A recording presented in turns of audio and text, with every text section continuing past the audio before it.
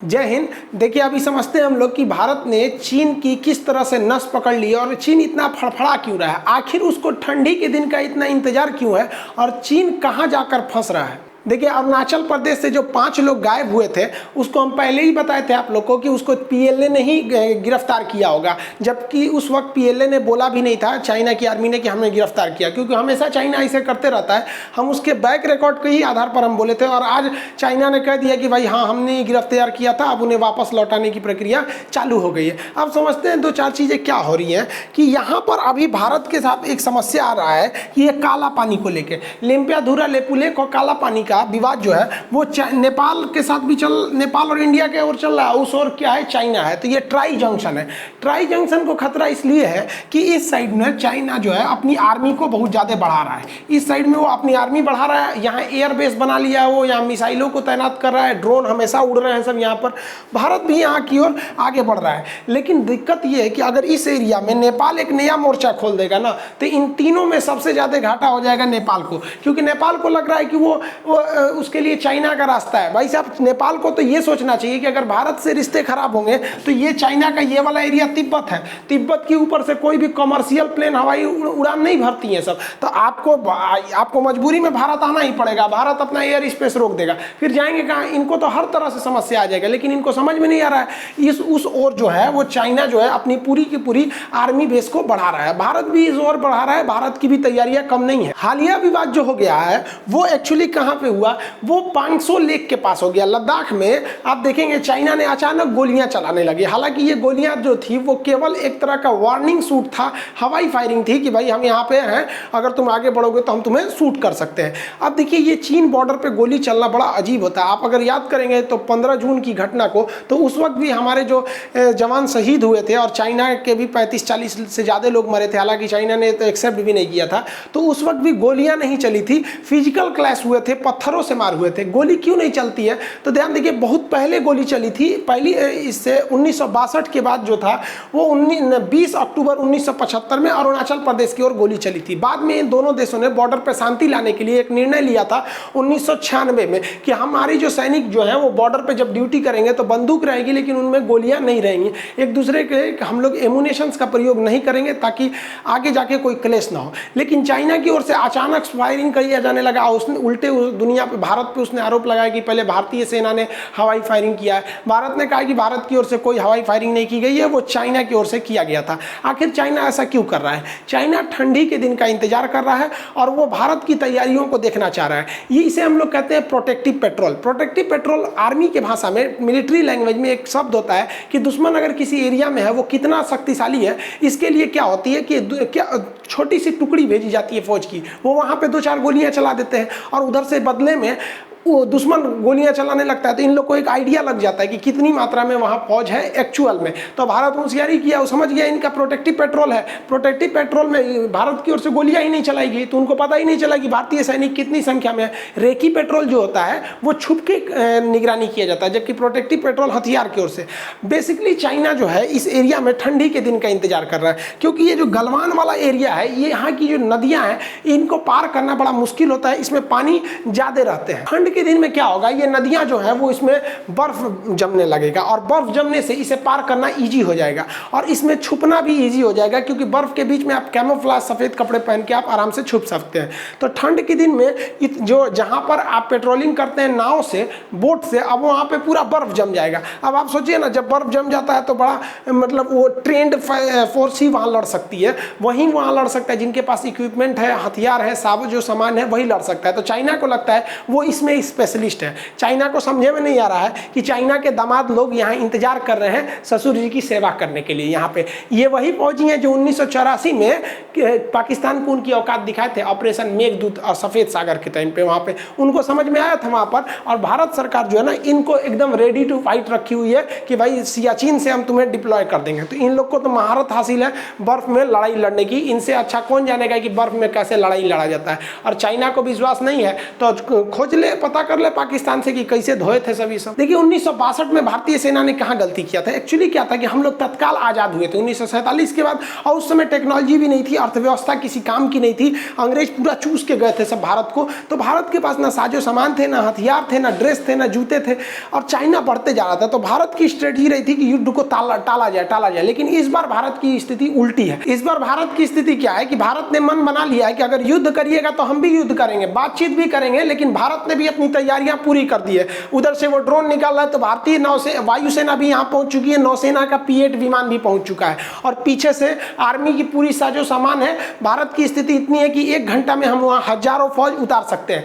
हम जो अपना जो बैकअप के लिए चैनल था, उस चैनल पे हम जो वीडियो बनाए थे कि चाइना में जो बातचीत हुआ है, चाइना के रक्षा मंत्री और भारत के रक्षा मंत्री का, रूस का, उसका क्या नतीजा रहा, आप भी समझे कि उसका कोई नतीजा नहीं रहा है। देखिए वो चैनल जो है वो खान सर लाइव जो है वो बैकअप के लिए उस पर लगभग 1 लाख से ज़्यादा लोग जुड़ गए हैं, क्योंकि एक्चुअली क्या है, हैकिंग वगैरह बहुत ज़्यादा हो रहा है, तो कम से कम एक बैकअप के लिए रहना चाहिए। देखिएगा उसका भी फर्जी है सब, जिस पे सब्सक्राइबर ना दिखाए या फिर कम दिखाए वो समझिएगा मेरा नहीं है। 2 ही चैनल है जिस पे ये बता रहे हैं आपको, खान जी रिसर्च सेंटर, और एक खान सर लाइव करके है वो वाला है, उस पर भी 1 लाख से ज़्यादा सब्सक्राइबर है सर।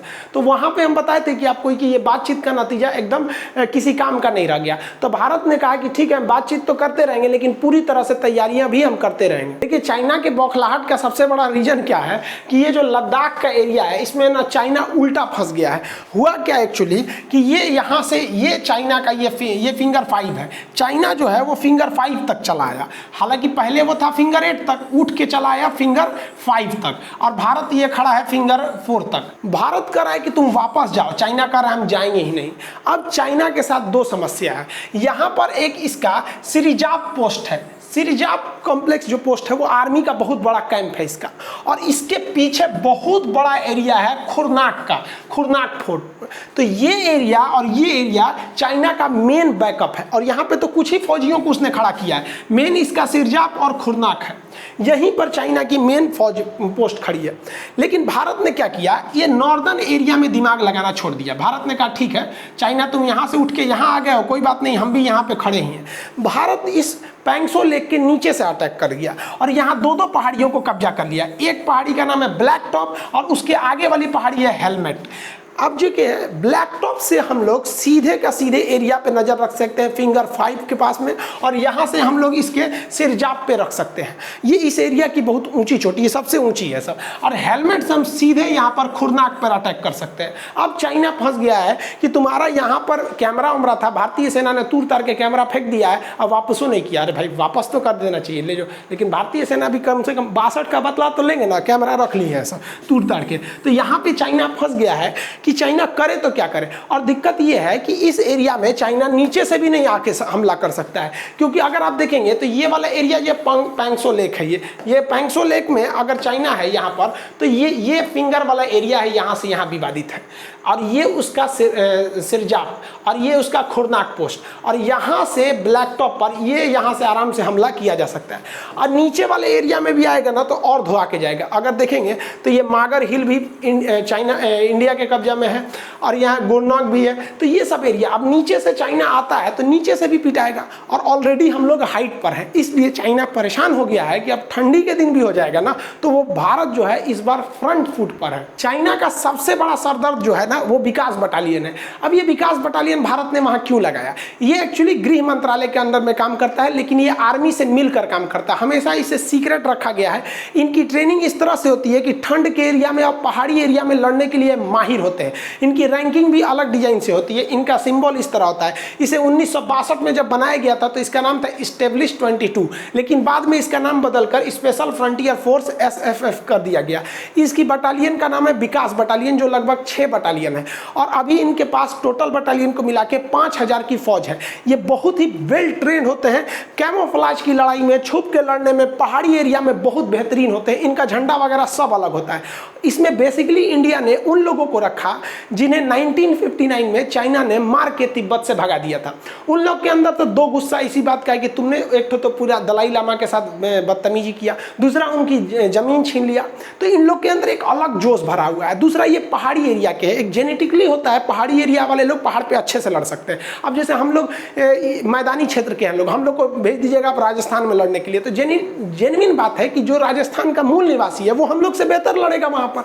तो ये लोग पहाड़ी एरिया के, चाइना इन्हीं के लिए सरदर्द बना हुआ है, क्योंकि चाइना तिब्बत के मामला को दबाना चाहता है। और इन जो हमारे स्पेशल फ्रंटियर फोर्स और विकास बटालियन है, इस बटालियन में दलाई लामा का एक तरह का आप कहिए तो इनडायरेक्टली आशीर्वाद कर लीजिए आप, समर्थन नहीं आशीर्वाद, क्योंकि ये लोग अपनी लड़ाई लड़ने के लिए लड़ रहे हैं और बहुत बेहतरीन ढंग से लड़ रहे हैं। और इसी फ्रंटियर फोर्स वालों ने अचानक जाकर रात में कब्जा किया था ब्लैक टॉप कर और हेलमेट टॉप के ऊपर। अब चाइना सरदर्द बना हुआ है। अब ये क्या है कि ये लोग कहते हैं चाइना आजाद करो तिब्बत को, क्योंकि तिब्बत को नाजायज कब्जा किया है।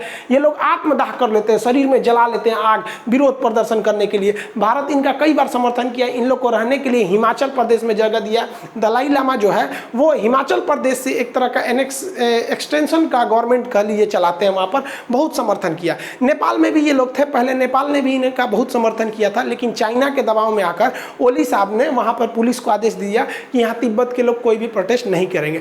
अरे इतना तो झुमका भी नहीं गिरा बरेली के बाजार में जितना नेपाल गिर गया ओली की सरकार में। लेकिन यहाँ भारत से भी गलती हो रही है। भारत को अब सॉफ्ट नीति छोड़नी पड़ेगी और इतिहास उठा के देखना पड़ेगा। हम एक वीडियो में भी बताए थे कि इजराइल कैसे बना था। इजराइल जो था यहूदियों का एक देश था, यहूदी एक धर्म है, उस धर्म के लोगों का कोई भी देश नहीं था। इजराइल ने क्या किया, उनको लिए ब्रिटेन ने कहा कि उनको लिए हम एक छोटा सा जगह दे देंगे यहाँ पर जेरूसलम के पास।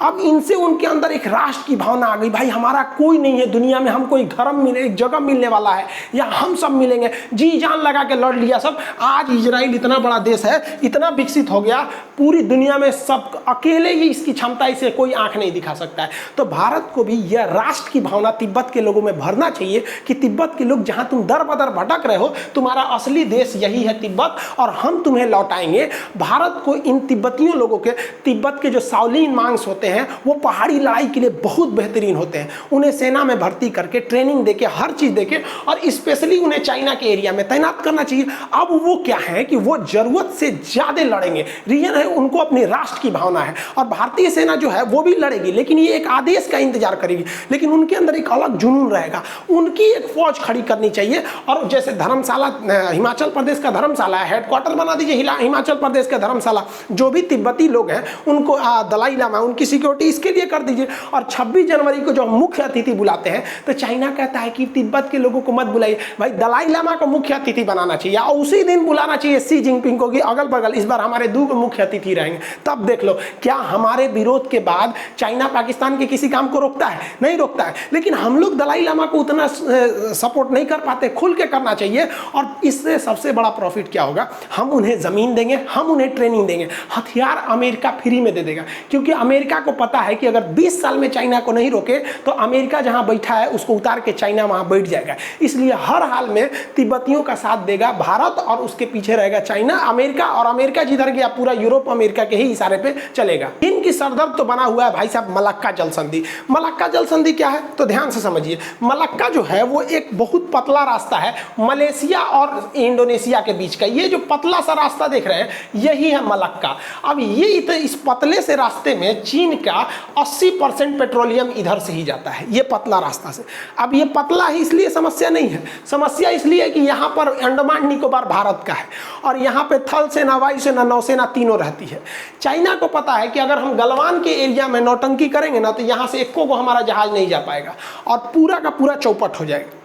अब एक और समस्या क्या है, यहाँ से अगर चाइना जो है यहाँ से भाग नहीं सकता है। रीजन क्या है कि अगर इस मलक्का जल संधि के अंदर देखिएगा, ये यहाँ पर तो ये है सिंगापुर और सिंगापुर की एयरफोर्स को ट्रेनिंग देती है भारत। अब सोचिए कितना अच्छा संबंध है, किसी की सेना को हम लोग ट्रेनिंग दे रहे हैं और अमेरिका के फेवर में है सिंगापुर। इसलिए यहाँ से अगर चीन आता है तो पहली बात कि अगर इधर से चाइना घुसता है और अगर विचार बनाता है टुकुर टुकुर घुसने का कि भारत क्या कर रहा है तो हुए थूर देगा सिंगापुर सिंगापुर अमेरिका के हिसाब से, और अगर इधर से निकल गया हेपू की झांकेगा तो यहाँ पे बैठे ऐसा हमारे यमराज बन के तीनों सेना होके थूर देंगे सब। अब चाइना परेशान है कि उससे 80% पेट्रोलियम कहाँ जाएगा। तो सबसे पहला समस्या इंडिया और श्रीलंका। इसके बाद समस्या देखिए, अगर चाइना यहाँ से न जाके सुंडा जल संधि होके जाएगा या फिर टॉरस होके जाएगा इस साइड से, तो यहाँ समस्या देखिए, ये है ऑस्ट्रेलिया, यहाँ पर ऑस्ट्रेलिया उसके लिए अलग समस्या। और भारत और ऑस्ट्रेलिया के बीच एक समझौता हो चुका है, हम एक क्लास में हम आपको समझाए भी थे, उसका वीडियो भी है कि भारत ऑस्ट्रेलिया के बीच लॉजिस्टिक समझौता है। इस समझौते के तहत ऑस्ट्रेलिया ने अपना एक द्वीप जो है भारत को दिया रखा है, यहाँ पर है वो, उसके द्वीप का नाम है कोकोस। देखिए कोको नहीं कह रहे, कोको तो म्यांमार के पास है, यहाँ पर है कोकोस द्वीप है। अब ये कोकोस द्वीप जो है वो भारत इसका यूज कर सकता है। अब एक बात बताइए, अगर मलक्का से निकलोगे तो अंडमान में कुछ आओगे, और सुंडा से निकलोगे तो ये कोकोस में कुछ आओगे, और इधर से जाओगे तो ऑस्ट्रेलिया पहुंचेगा तुमको। इसका मतलब चाइना को लग गया है कि भाई साहब हमारा पेट्रोलियम जो है ना वो अधर में फंस गया है, और पेट्रोलियम रुका तो पूरा देश रुक जाएगा, क्योंकि हर जगह इसकी ज़रूरत है। अब इसके लिए चाइना दिमाग लगाया, उसने सोचा कि हम ये मलक्का पार करने की ज़रूरत ही नहीं है, हम एक काम करते हैं, मलक्का पतला एरिया ही यहाँ घेरा सकते हैं। इसलिए ये थाईलैंड से विचार किया कि भाई थाईलैंड देखो तुम्हारा ये वाला एरिया बड़ी पतला है, हम यहाँ काट के नहर बना देते हैं, क्योंकि यहाँ से उसको भागना थोड़ा सिंपल रहेगा, इसमें कोचा जाएगा, क्योंकि आगे से इंडिया पीछे से सिंगापुर कोच लेंगे सब। तो यहाँ से उसने दिमाग लगाया कि हम एक काम करते हैं, यहाँ से नहर बना देते हैं, क्रा नहर। तो उसने थाईलैंड को बहुत समझाया कि एक्चुअली थाईलैंड की सीमा चीन से नहीं लगती है, तो समझाया कि क्रा नहर बना लो, हम पैसा देंगे, हम टेक्नोलॉजी लेंगे, देखो यहाँ से सिंगापुर को कितनी कमाई होती है, तुमको कमाई नहीं होगा यहाँ पर। तो थाईलैंड ने इस पर भी विचार कर रहा है। ऐसा मीडिया में खबर आ रहा है कि थाईलैंड इसको मना कर रहा है, लेकिन यहाँ भारत एक गलती कर रहा है। गलती क्या कर रहा है कि अगर गलती से थाईलैंड यहाँ इस नहर को दे दिया तो इसका कोई टेंशन नहीं कि चाइना मनमानी कर लेंगे, उस वक्त भी अंडमान निकोबार हमारे हाथ में फिर भी कुचाइए के जाएंगे। लेकिन समस्या ये है कि एक बार ये नहर बन गया ना तो इसमें इतना करोड़ों का खर्च आएगा कि थाईलैंड कभी इस पैसे को नहीं चुका पाएगा। उसके बाद थाईलैंड हमेशा नेपाल की तरह चीन के इशारे पे घूमेगा। इसलिए भारत को कहना चाहिए कि देख भाई थाईलैंड, एक समस्या समझ कि जैसे तुम ये नहर बनाओगे तुम्हारा देश जो है वो दो भाग में बढ़ जाएगा, ऊपर 97% ऊपर 90% एरिया ऊपर चला जाएगा और दो राज्य नीचे चले जाएंगे। अब ये राज्य समझिए, नीचे है मलेशिया, मलेशिया जो है वो एक मुस्लिम कंट्री है। अब मलेशिया यहाँ मुस्लिम कंट्री और ये लोग स्वतंत्रता की मांग करते हैं जो क्रा नहर के नीचे रहेंगे। तो भारत सरकार को चाल चलनी चाहिए, थाईलैंड को दिमाग में ये भर देना चाहिए कि अगर ये नहर बनाओगे तो तुम्हारी कनेक्टिविटी इस एरिया में ज़्यादा रहेगी, इधर कट जाएगी और यहाँ ये जिहादी सब उत्पन्न होके इसको मारेगा, सब सीरिया बना देगा। सब देख रहे हैं सीरिया, इराक, अफगानिस्तान का क्या हाल हो गया। अब भारत सरकार अगर डायरेक्ट कहेगी ना तो थाईलैंड समझ जाएगा चीन को रोकने के लिए। तो भारत सरकार को चाल चलना चाहिए, अपनी गृह मंत्रालय को यहाँ पर एक लेटर भेजना चाहिए कि भाई साहब हमारे खुफिया एजेंट ने बताया है कि यहाँ ऐसी परंपराएं चल रही हैं, इसको अलग कराने का मांग करना है। और भारत सरकार को चुपचाप एक एडवाइजरी जारी कर देना चाहिए ओपनली प्रधानमंत्री को कि भारत के जो घूमने वाले पर्यटक हैं वो इस एरिया में कम जाएं, क्योंकि यहाँ पर जो है वो कट्टरपंथ थोड़ा सा ज़्यादा पनप रहा है। अब क्या है कि अगर कोई चीज़ नहीं भी है और कोई टोक दिया ना तो मन में एक डर पैदा हो जाता है। जैसे हम आपसे कहें कुछ नहीं कहेंगे तो आप शांति से बैठे रहेंगे, कह देंगे पीछे मत देखना, बस अब आपके मन में आगे अरे रह रही काय कर रहा है कि पीछे नहीं देखेंगे, हो जाएगा कि नहीं। तो जैसे ही दो चार गो बात आएगी ना तो उसके दिमाग में आ जाएगा हाँ अरे भाई साहब नीचवा मलेशिया मुस्लिम कंट्री, इंडोनेशिया दुनिया में सबसे बड़का मुस्लिम कंट्री, और नहर बना देंगे तो इहो एगो मुस्लिम कंट्री हो जाएगा। छोड़ दो ना नहर बनेगा, ए चीन चाचा चल जा, ना बन तो या नहर जा यहाँ पे। तो भारत सरकार यहाँ गलती कर रही है। क्रा नहर से दिक्कत नहीं है, दिक्कत ही बात है क्रा नहर बना मतलब थाईलैंड हमेशा के लिए चीन का हो जाएगा। अब हमको समझ में नहीं आ रहा है कि गवर्नमेंट चुपचाप हाथ पे हाथ रख के क्या बैठी है। हम यहाँ एप्लीकेशन पे क्लास ले जीएस पढ़ाएं कि हमेशा सरकारें को बोलते रहे ये करिए चाहे वो करिए। और चीन को भी पता है कि गवर्नमेंट अगर कुछ नहीं की तो चीन बच के निकल जाएगा, और अगर गवर्नमेंट थोड़ा सा भी सजग हो गई तो चीन की जहाजों का यही हाल होगा। चीन खोजने आ गए हमारा जहाज कहाँ गया, उसमें पेट्रोल था, तो कहेंगे तो रहेगा डूब गया, यहाँ पे देखो यहाँ पे भारत मार के गिरा दिया। तो दक्षिणी चीन सागर में चीन जिस तरह दबदबा दिखाता है तो हिंद महासागर में भारत से बैर करके किसी की औकात नहीं है जो इधर से निकल सके भारत से यहाँ पे। लेकिन भारत सरकार को भी एग्रेसिव न होना पड़ेगा, उस सब काम कर लेगा तब हम लोग जाएंगे तो क्या फायदा है। चीन जो है लगातार लगातार अपनी नौसेना के बेस को बढ़ा रहा है, वो नौसेना के अड्डे को लगातार हिंद महासागर की ओर वो डेवलप करते जा रहा है। अगर आप देखेंगे ध्यान से, चीन किस तरह से भारत को घेर रहा है, वो अपनी मोतियों की माला की एक स्ट्रिंग ऑफ पर्ल्स की नीति के तहत, तो उसने देखे म्यांमार में वो अपना अड्डा बनाने की फिराक में है, फिर यहाँ पर आपके चिटगांव बंदरगाह पर है, ये हम्बलडोटा पर है, यहाँ पर मालदीव में ले रखा है, ग्वादर बंदरगाह यहाँ जिबूती है। इस एरिया में अगर आप इनको मिलाएंगे तो आप देखेंगे भारत को बेहतरीन ढंग से घेर लिया है। ये समझ में नहीं आ रहा है, लेकिन ये भारत को घेर लिया है। अब इसके लिए भारत सरकार के पास भी रास्ते हैं और इसको करना भी चाहिए। जैसे हम पिछले क्लास में आपको बताए थे सितवे बंदरगाह पर, तो ये म्यांमार का सितवे बंदरगाह, हमारा यहाँ खुद का अंडमान निकोबार है, यहाँ अमेरिका ने डिगो गार्सिया ले रखा है, उससे हमारा लॉजिस्टिक सपोर्ट समझौता है, ये हम डिगो गार्सिया यूज कर सकते हैं। यहाँ नीचे मॉरिशस जो है वो कह दिया कि भाई आप हमारे यहाँ से अड्डा ले सकते हैं। एजम्पशन द्वीप यहाँ पर है, सोकोत्रा अगर हम लोग यहाँ से ले लेते हैं तो ये ऊपर वाला ईरान जो है चाबहार, आपको भी पता है कि वो हम लोग को दे रखा है उसका कॉन्ट्रैक्ट। तो इस हिसाब से अगर देखेंगे तो यहाँ जो चाइना हम लोग को घेर रहा था, उसके पीछे हम लोग ऑलरेडी चाइना को घेर रखे हैं। और चाइना जिसे केवल ये डर लग रहा था मलक्का, अगर हम इस एरिया में चल जाएंगे तो कल के दिन अगर चाइना मलक्का का कोई दूसरा रूट भी खोज लेता है तो ससुरा तुमको ये पूरा एरिया ना हम ब्लॉक कर देंगे। तो अभी हाथ पे हाथ रख के से नहीं होने वाला है। विदेश नीति एकदम लचर व्यवस्था से नहीं रहेगी। मोदी जी को क्या करना चाहिए, अपने विदेश मंत्रालय में, देहात की भाषा में कहते हैं एकदम हरामी आदमी, मतलब समझते हैं खच्चर एकदम, मतलब उसको केवल और केवल यही काम रहे दूसरे को कैसे बर्बाद करना है। ऐसा आदमी को एगो विदेश मंत्रालय में रखना चाहिए और दिन भर यही सोचे कि ससुरा कोना के कैसे घेरे, स्पेशली चाइना पाकिस्तान को। यहाँ हमको आपको लग रहा होगा कि हम चाइना को घेर रहे हैं, लेकिन दर पर्दा देखिए चाइना भी गिर गया है, पाकिस्तान भी गिर गया है। तो शरीफ आदमी से ये नहीं हो सकता है। चाणक्य ने भी कहा था कि जिस देश का राजा जितना दुष्ट रहेगा वो अपने देश का विकास उतना ही ज्यादा कर लेगा। आप देखिए यहाँ पे हम बताएंगे नहीं, यहाँ पे कोई एक है, आप पैकिंग वाला का नाम समझ रहे हैं, दुष्ट जितना रहेगा क्योंकि दूसरे देश से पकोट के लाएगा और अपने यहाँ पे भरपूर रखेगा। तो हमारी जो विदेश नीति अब उसे ऑफेंसिव बनना पड़ेगा। आई होप आप समझ गए होंगे। अब दूसरी बात जो एप्लीकेशन की बात थी, एप्लीकेशन बना दिया गया है, उसे प्ले स्टोर पर डाल दिया गया है। एप्लीकेशन का नाम है खान सर ऑफिशियल। अभी इस एप्लीकेशन पर जो कोर्सेज डाले गए हैं वो 12 तारीख से आपको शो होना चालू होंगे। अभी आप इस पर रजिस्ट्रेशन भले कर सकते हैं। जो पॉलिटी का क्लास स्टार्ट किए थे जिसमें हम भाग 2 बता दिए थे, जिसमें नागरिकता के 2 टॉपिक बता दिए थे, जो एनआरसी, सीएए और एनपीआर था, इसको हम एप्लीकेशन में डाल दिए। आप प्ले स्टोर से इसे डाउनलोड कर लेंगे।